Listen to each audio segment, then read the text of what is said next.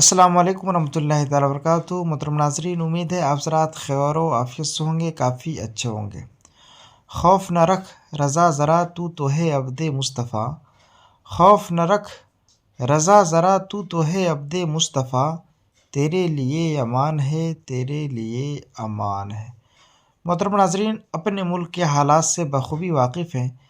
इस मुल्क के हालात को देखते हुए मौलाना तौक़ीर रज़ा ने बहुत बड़ा ऐलान कर दिया। आप हज़रात उनके ऐलान को आप समाअत फरमाएं और आगे बात करते हैं। करके मैं हुकूमत को सिर्फ ये दिखाना चाहता हूं कि मैंने जो बात कही थी कि हमने अपने नौजवानों को कंट्रोल किया हुआ है, अगर कंट्रोल से बाहर हो गए तो हुकूमत के लिए बड़ी दिक्कतें पेश आ जाएंगी।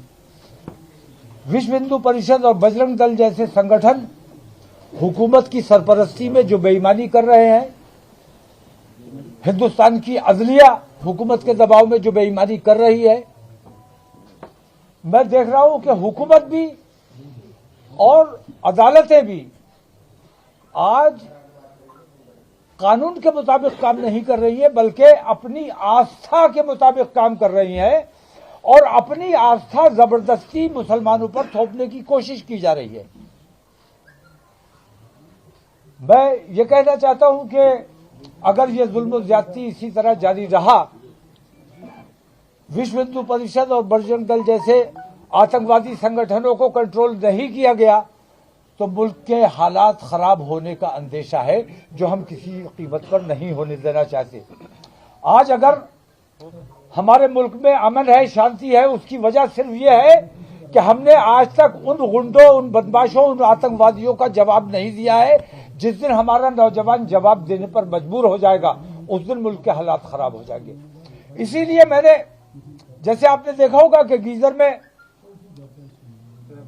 सेफ्टी वॉल्व लगा होता है, लावा अंदर अंदर बहुत पनप रहा है, बहुत बड़ा ब्लास्ट हो सकता है।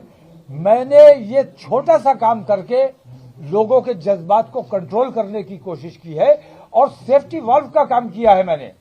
मैंने उस प्रेशर को दूसरे रास्ते से निकाला है ताकि वो जो हमारे शहर का अमन खराब ना हो। हुकूमत को हमारा इसमें साथ देना चाहिए। अगर हुकूमत दंगा और फसाद चाहती है तो हम तैयार हैं, न पुलिस की लाठी से डरते हैं, न गोली से डरते हैं, लेकिन हम अपने शहर के अमन से और अपने देश के अमन को बनाए रखना चाहते हैं, इसलिए हमने जवाब नहीं दिया है। मेरी मांग यह है कि मुफ्ती सलमान अजहरी को फौरन रिहा किया जाए और ये जो बुलडोजर की कार्रवाई चल रही है, असल में मैं बुलडोजर की कार्रवाई की मुखालफत इसलिए कर रहा हूं कि ये कोर्ट का काम पुलिस ने अपने हाथ में लिया हुआ है। जब अदालतें मौजूद है, किसी ने अपराध किया है, उसको गिरफ्तार कीजिए, अदालत के सामने पेश कीजिए, अदालत उसे सजा दे या जो भी करे। लेकिन पुलिस जो बुलडोजर चला रही है, हुकूमत जो बुलडोजर चला रही है, इस बुलडोजर के खिलाफ सुप्रीम कोर्ट को सख्त संज्ञान लेना चाहिए। लेकिन मैं ये देख रहा हूं कि कहीं ना कहीं सुप्रीम कोर्ट जैसी संस्था सरकार के दबाव में काम कर रही है और ये हमारे देश के लिए बेहद घातक सिद्ध होगा। अगर देश में अमन चाहिए और भाईचारा चाहिए, जो हुकूमत की भी जिम्मेदारी है और हमारे सुप्रीम कोर्ट की भी जिम्मेदारी है, तमाम अदलिया की जिम्मेदारी है, अगर ये अमन व अमान बनाए रखना है तो बुलडोजर की कार्रवाई बंद होनी चाहिए और पुलिस को जो ज्यादा इख्तियारात दिए हुए हैं, उन इख्तियारात में कटौती की जानी चाहिए। जो बेईमानी की गई हैं, उन बेईमानियों को वापस किया जाना चाहिए। अब किसी किस्म का बुलडोजर बर्दाश्त नहीं किया जाएगा। हम जितना अपने नौजवानों को कंट्रोल कर सकते थे कर चुके हैं। अब हल्द्वानी में जो रिएक्शन दिया गया है, उसके नतीजे आपने देख लिए। अगर जबरदस्ती वहां बुलडोजर ना चलाए, धामी उसका जिम्मेदार है, धामी के खिलाफ उस FIR होनी चाहिए, उसे गिरफ्तार किया जाना चाहिए और जिन लोगों की वहां संपत्ति नष्ट हुई है, उन लोगों की संपत्ति, धामी की जायदाद जब्त करके उससे उसकी भरपाई की जानी चाहिए। पुलिस सीधे ही गोली मारेगी, पुलिस पैर पे गोली नहीं मारेगी। पैर पे गोली मारी जाती है बचाने के लिए, सीने पे गोली मारी जाती है, माथे पे गोली मारी जाती है मार डालने के लिए।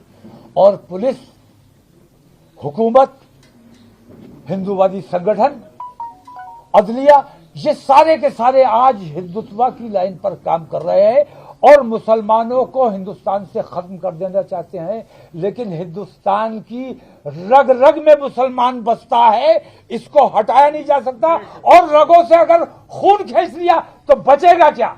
जिंदा कैसे रहोगे?